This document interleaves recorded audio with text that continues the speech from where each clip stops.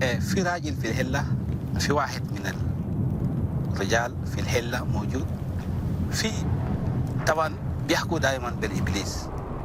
الإبليس ده ما في واحد بعرف، يعني دائما بجي في حال أثناء أنت تكون نايم في السرير، إبليس هو بجي. You've just listened to part of a folk tale told by a Sudanese refugee living in Israel. It's part of Elham Rokni's unique video art project at the Center for Contemporary Art in Tel Aviv. My work usually deals with immigration and with immigrants' memory.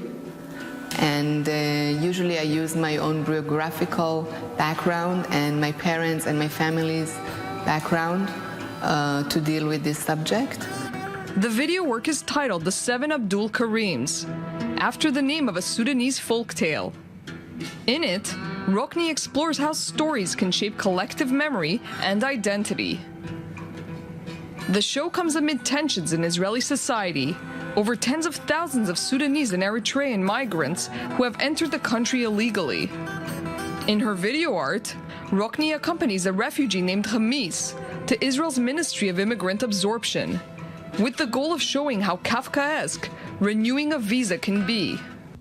אני משחק בתפקיד של פליט. פליט? מעניין. מה עושה הפליט בסרט שלה? אנחנו מגיעים למשרד הפנים כדי לחדש את הביזה שלי. מעניין. מה קורה אז? ואז יש תור ארוך ויש הרבה בלגן. You tell me, this is the story of my life. For nearly 20 minutes, Rokni weaves a surrealistic story about the meeting between her, the refugee, and an actor who plays an Israeli official. Another story Rokni brings to life is called The Iblis, the Girl, the Sultan, and the Lion's Tale. It's a dark story in which 7 men, all named Abdul Karim, jump into a pool and wind up drowning. So they came here because they heard about the pool. When I ask a person to tell me a folk tale from their homeland, it would take them back in their memory before their refugee journey, when they were maybe little, when they were like having a happy time in their life. But in Rokni's video, there is no happy ending. Perhaps a way of commenting on the way in which most countries are handling the global refugee crisis. Still, Rokni makes no explicit political comments in her work.